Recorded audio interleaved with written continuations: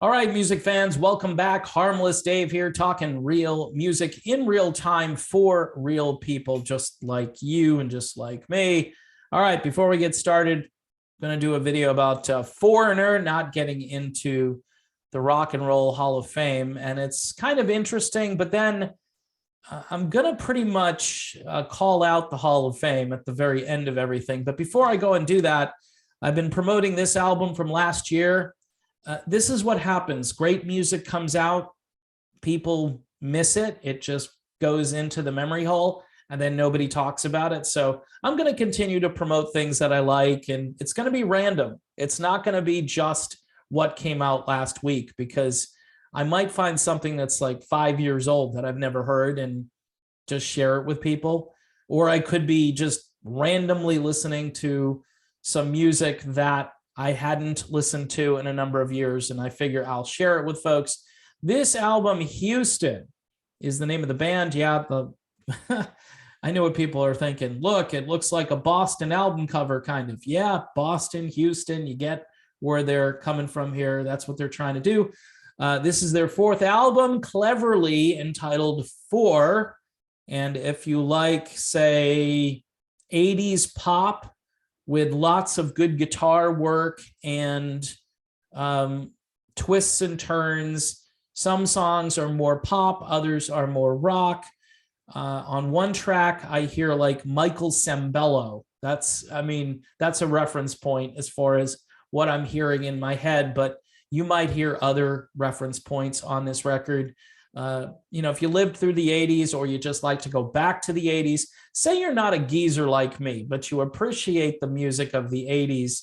And I need to clarify that, because on one occasion, somebody thought that I was saying that if you're not old like me, then you don't deserve to listen to old music or something like that.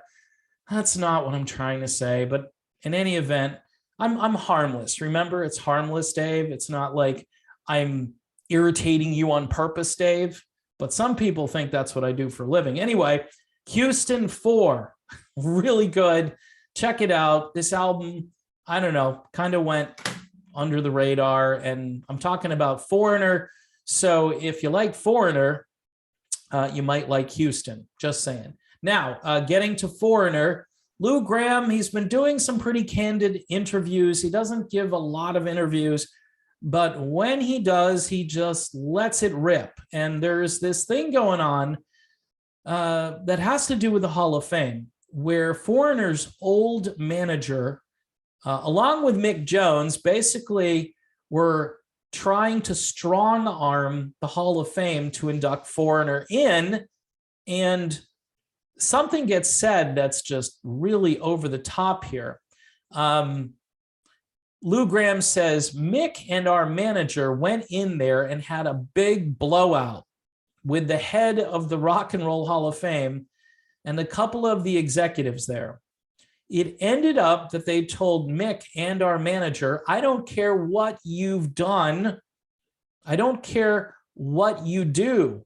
It'll be a cold day in hell when you'll be in the Rock and Roll Hall of Fame. And Lou Gramm says that's what they accomplished.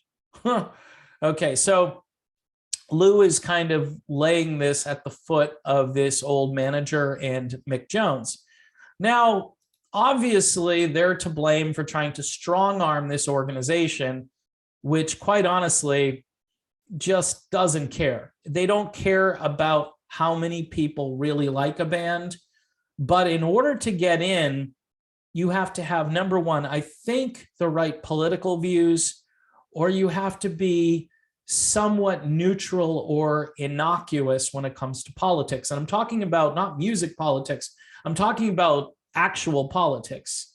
So that's kind of the way the Hall of Fame, judges whether a band should be in or not, because there's really no reason on planet Earth why the Guess Who is not in the Rock and Roll Hall of Fame. There's no reason that Steppenwolf isn't in the Rock and Roll Hall of Fame. Now, those bands, for the most part, are gone, although they keep trying to put MC5 into the Hall of Fame. And what I'm saying is, typically after a generation, it seems as though they move on and they forget to go back and look at these obvious choices. I mean, the Grassroots, right? I'm sorry. How many songs were on the radio? How great was the songwriting there? And yeah, they had outside writers. They weren't trying to change the world, although they did say, let's live for today. Maybe that was too forward looking. Let's just look to today, right? I'm just bringing these examples in because these are obvious omissions, and you can talk REO Speedwagon, Styx, Kansas is not in the Rock and Roll Hall of Fame. The level of musicianship in the band Kansas, right? And they're not in the Hall of Fame.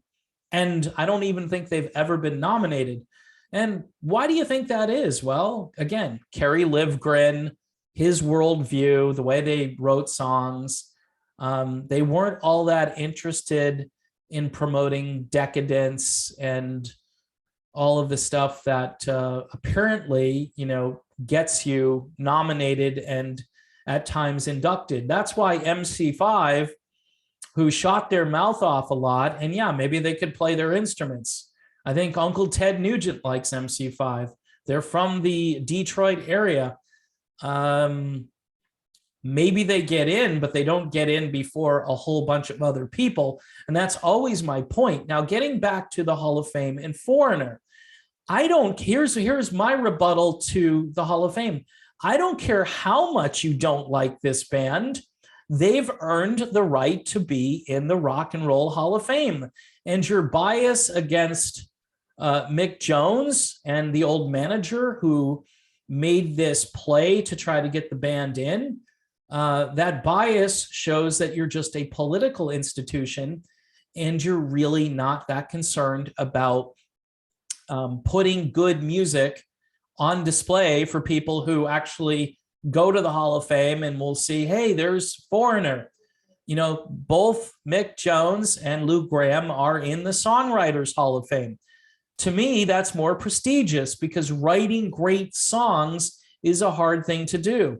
A lot of the bands that this institution have put in haven't written very good songs, but supposedly they've influenced a whole generation of other musicians. But guess what? A lot of their music isn't on the radio. When's the last time you've heard like the Velvet Underground on the radio, right? When's the last time? I mean, come on. And there are a lot of those, right? There are some obvious choices that they had to put in there. People who didn't really offend anybody, people who were more neutral when it came to politics. But here we are in the year 2022. You've got Journey in there. You got Def Leppard in there. There's no reason that Foreigner shouldn't be in there. Their singer, Lou Gramm, was one of the great rock singers of all time. Just, who do you compare him to? I would also argue that Survivor is another band that should be in the Rock and Roll Hall of Fame. Just on one song by itself, Eye of the Tiger, and that's not even Jimmy Jamison singing, that's Dave Bickler.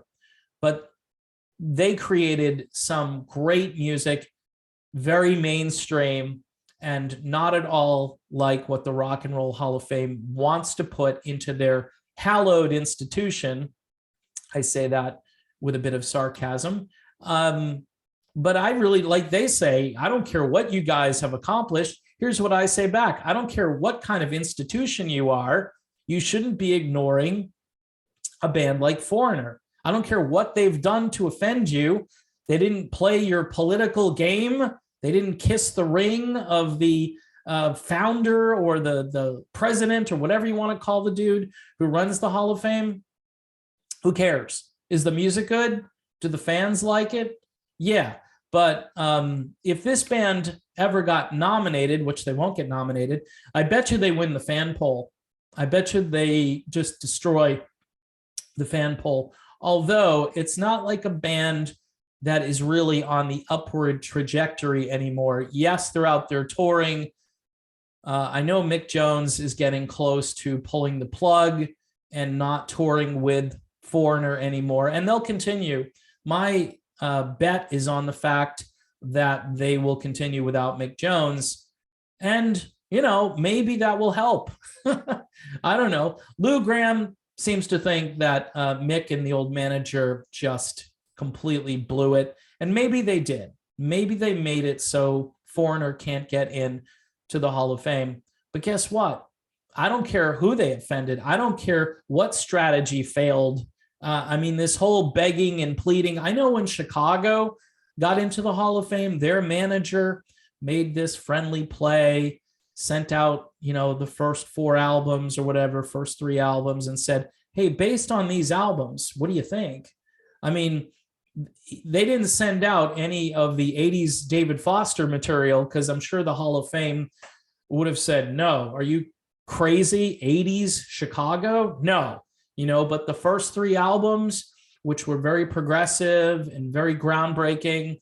So they had a completely different approach to getting into the Hall of Fame. They were trying to butter up the Hall of Fame, and they weren't trying to strong arm the Hall of Fame. So I, for one, really don't care if they strong armed the Hall of Fame. The Hall of Fame needs to grow up and listen to the fans that have bought millions of albums, have spent millions of dollars collectively on tickets and other paraphernalia. This is one of those bands that keep radio stations afloat, right? Because their music is still constantly being cycled and recycled, almost to a point of being nauseous, because they don't play anything different by these bands. They just play the same songs over and over again. And you start to feel a little sick to your stomach. That's why, I got the Houston album here. And believe me, I listen to Foreigner all the time. I love Foreigner, but I'd rather hear Say You Will, or just something a little off the beaten track that isn't played much on the radio anymore, just for a change of pace, But that's obviously a topic that I explore a lot. I'm just saying, in this particular video, on this particular issue, it doesn't matter what these guys did. And yes, Lou Gramm probably has, a point saying that this should have never happened. But who's to say Foreigner would be in if they didn't do this stuff? There's a good chance, because Styx isn't in, REO Speedwagon isn't in, Kansas isn't in. You can go down like a whole list of bands from that era and prior that aren't in the Rock and Roll Hall of Fame. Asia, there's a band that broke all kinds of ground. Are they in the Hall of Fame? Of course not. I mean, Yes just went in there like 3 or 4 years ago, right? 2017, I don't know. It was pretty recently. And you're thinking to yourself, wow, Deep Purple? How long did it take Deep Purple to get in there? So who knows? Maybe in 20 years, they'll have to put Foreigner in there.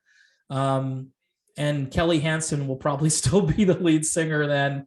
Who knows? Or maybe, the franchise will have to fold at some point. I guess the bottom line here is the Hall of Fame just doesn't recognize a lot of great music, and they do it for all the wrong reasons. They don't recognize groups for mostly political reasoning, and not because these bands haven't been impactful or influential. I'm sure there are a number of bands like the Foo Fighters who are in the Rock and Roll Hall of Fame who were influenced by Foreigner, and Foreigner's not in there. So anyway, that's the point I'm trying to make here. And anyway, one more time with Houston, just because, if you're tired of hearing I Want to Know What Love Is or Jukebox Hero, which again, they're great songs, people. They're fantastic songs, but holy crap, Batman. I mean, they have a big catalog. Here's my theory on that whole situation. So you've been listening to the same classic hit station for a billion years, and they play the same songs. Why doesn't that classic rock station introduce one song every 3 or 4 weeks that you haven't heard in ages by that particular band? Maybe even a deep cut or just an album rock radio favorite, just to kind of spice up their playlists a little bit. I know it's too much for people, right? They'll change the station. They'll lose ad revenue. I mean, big pharma won't be able to advertise all of their wonderful drugs that have been helping people for the last 2.5 years, right? They, I'm being sarcastic again. Anyway, just an idea. Just, look, I pretend to be a radio programmer. I used to be one a long time ago, and everybody makes fun of me because I'm living in the past and I need to grow up and I need to just let it go. And maybe I do. Maybe I do. Those days are gone, and now we have Spotify and Pandora, so we can just hang out with those great music services. Okay, people, I'm done. Enough being sarcastic. Thanks for watching. Don't forget to subscribe, hit the bell if you want notifications on new videos, and Patreon for $1 a month. We had a couple of increases, which are always appreciated. Some people who appreciate what we're doing here, which is just a little hangout for me. And like I say, a few smart people out there. Not to say that people who don't like me aren't smart. They're probably smart in their own way, right? And, there are far more popular places to go and hang out than right here. But I'm happy for those of you who choose to watch these videos on a daily basis. Anyway, I'm definitely done now, and I will see you soon.